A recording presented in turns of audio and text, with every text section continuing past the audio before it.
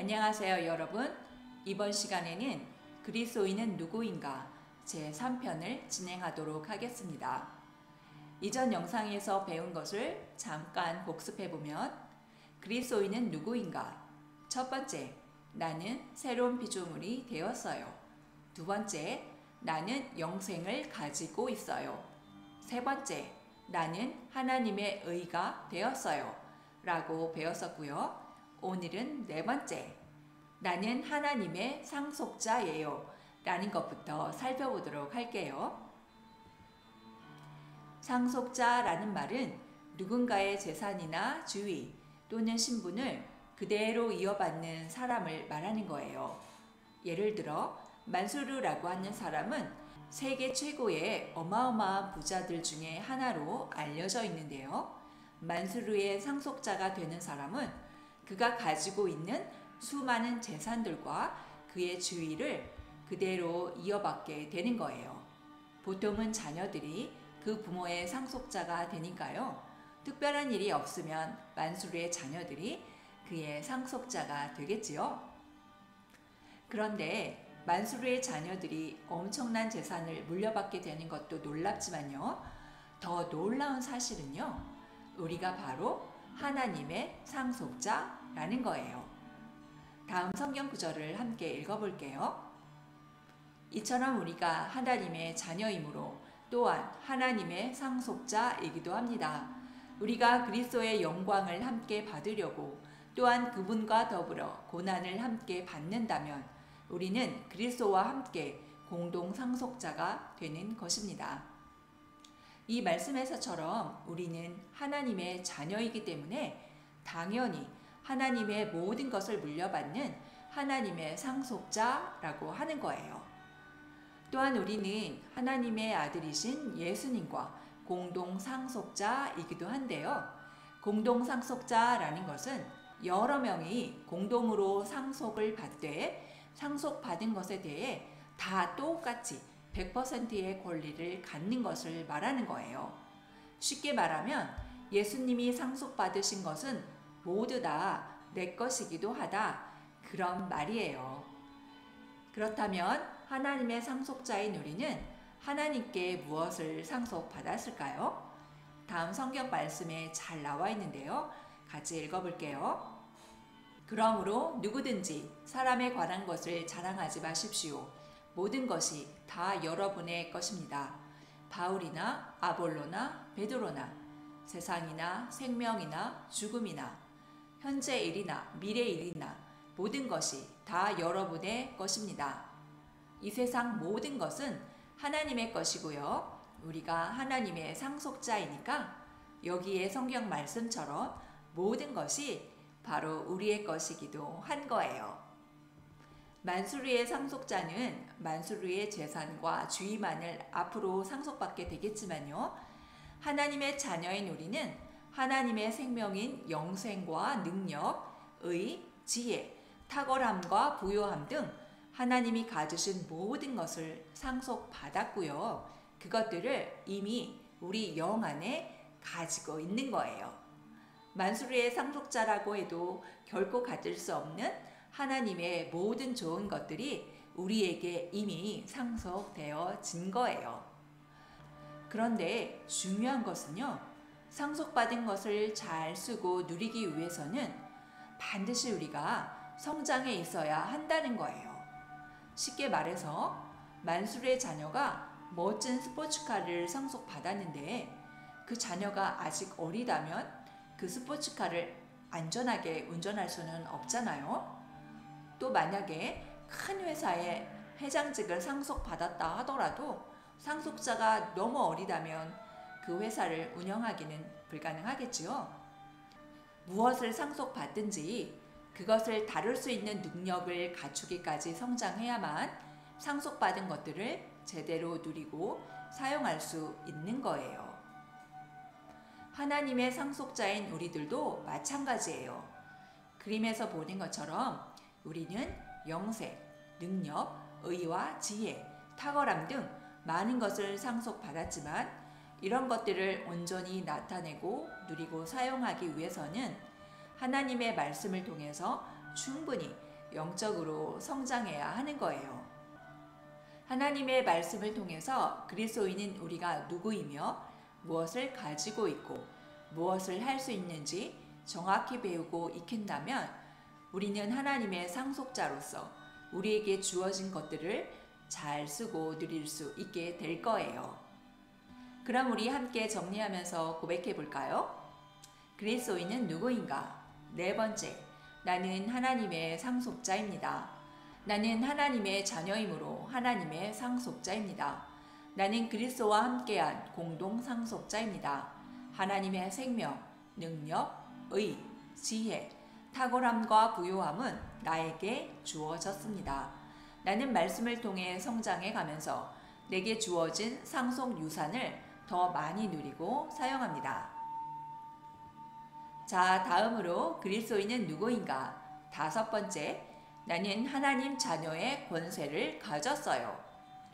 먼저 권세라는 말이 조금은 낯선 친구들도 있을 건데요.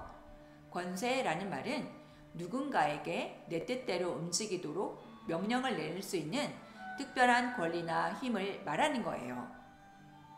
예를 들어 한 나라를 다스리는 왕에게는 그 나라에서 가장 높은 권세가 있기 때문에 그 나라 사람들은 모두 다 그 왕의 말을 따라야 하는 거죠. 그런데 우리가 가진 하나님 자녀의 권세는 바로 하나님의 아들이신 예수님의 권세와 같은 것이에요. 그러니까 예수님이 가지신 권세를 살펴보면 바로 우리가 가진 하나님 자녀의 권세도 어떤 것인지 알 수 있겠지요. 예수님의 권세를 잘 말해주고 있는 것은 다음 성경 말씀이에요. 같이 읽어볼까요?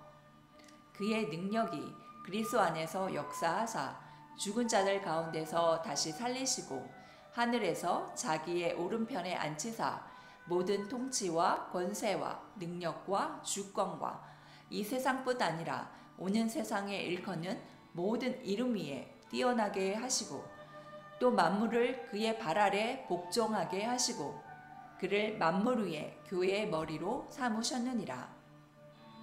이 말씀에서 보면 하나님께서는 그리스도 즉 예수님을 죽은 자들 가운데서 다시 살리시고 하나님의 오른편에 앉히셔서 모든 이름 위에 뛰어나게 하시고 또 만물을 그 발 아래 복종하게 하셨다고 했어요. 간단히 말하면 부활하신 예수님을 하나님의 오른편, 즉 가장 높은 권세와 능력의 자리에 앉히시고 보이는 것이나 보이지 않는 것이나 모든 만물을 다스리도록 하셨다라는 것이지요. 그리고 그러한 예수님을 만물 위에 교회의 머리로 삼으셨다고 했어요. 여기서 몇 가지 중요한 사실을 알 수 있는데요. 모든 만물 위에 교회가 있고 그 교회의 머리가 바로 예수님이시라는 거예요. 예수님과 교회가 결국 한 몸이라는 것이지요. 따라서 예수님이 가지신 가장 높은 권세와 능력이 같은 한 몸인 교회에게도 동일하게 주어진 거예요. 그리고 교회는 우리 그리스도인들의 모임 또는 연합을 말하는 것이니까 바로 우리 그리스도인들에게 예수님의 권세와 똑같은 권세가 주어졌다는 말이 되는 거지요. 이것을 다른 말로 우리가 하나님 자녀의 권세를 가졌다라고 하는 거예요. 그렇다면 우리가 이러한 권세를 어떻게 사용할 수 있을까요? 가장 먼저는 우리가 하나님 자녀의 권세를 사용해서 사람들을 괴롭히는 마귀들을 꾸짖고 쫓아낼 수 있답니다. 하나님께 마귀가 떠나가게 해주세요 라고 기도하는 것이 아니라 우리가 직접 예수 이름으로 쫓아내면 되는 거예요. 한번 연습해 볼까요? 예수 이름으로 명하노니 마귀는 떠나갈지어다. 이렇게 하면 마귀는 쫓겨나갈 수밖에 없어요. 이것은 어른이 아니더라도 전혀 상관없어요. 중요한 건 우리가 하나님 자녀의 권세를 잘 알고 사용하는 거예요. 그리고 또 하나님 자녀의 권세를 가진 우리는 방언을 말할 수 있어요. 방언은 우리의 영이 하나님만 아는 비밀 언어로 하나님께 기도하는 거예요. 그렇기 때문에 방언할 때에는 그 내용을 우리가 이해할 수는 없는 거예요. 그렇지만 방언으로 기도하는 것은 우리의 영을 강건하게 세워주고 우리가 믿음을 잘 발휘할 수 있도록 해주기 때문에 방언으로 기도하는 것은 아주 유익하답니다. 그리고 또 하나님 자녀의 권세를 가진 우리는 우리 몸이나 다른 아픈 사람에게 손을 얹고 이렇게 명령하면서 병이 낫도록 할 수 있어요. 예수 이름으로 아픈 곳은 치유될지어다. 머리부터 발끝까지 치유되고 건강하게 될지어다. 라고 명령하면서 병이 낫고 건강하게 되도록 할 수 있어요. 세계 여러 곳에서는 이렇게 하나님 자녀의 권세를 가지고 아픈 사람들을 치유하면서 복음을 전하는 사람들이 많이 있답니다. 또한 하나님 자녀의 권세를 가졌다는 것은 우리가 누군가로부터 피해를 당하거나 비난당하지 않는다는 말이기도 하지요. 우리는 우리에게 다가온 여러 가지 문제들을 넉넉히 이겨낼 수 있고요. 또 혹시 잘못한 일이 있을 때에는 얼른 잘못을 뉘우치되 죄책감에 빠지거나 다른 사람들의 비난에 주눅들지 않는답니다. 우리는 언제나 당당한 하나님의 자녀이니까요. 자, 정리하면서 고백해 볼게요. 그리스도인은 누구인가? 5번째, 나는 하나님 자녀의 권세를 가졌어요. 모든 우주 만물을 다스리시는 예수님의 권세가 바로 나의 권세입니다.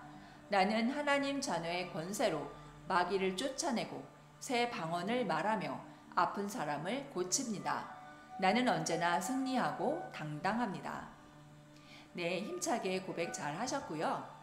마지막으로 지금까지 배운 내용들을 간단히 제목들만 정리해 볼게요. 그리스도인은 누구인가? 나는 새로운 피조물이 되었어요. 나는 영생을 가지고 있어요. 나는 하나님의 의가 되었어요. 나는 하나님의 상속자예요. 나는 하나님 자녀의 권세를 가지고 있어요. 그리스도인인 우리 자신이 누구인지 아는 것은 너무나 중요하기 때문에 마음 깊이 새기기 위해서 계속 반복하고 있는 거예요. 여러분 마음속에도 잘 새겨졌는지 한번 확인해 보세요.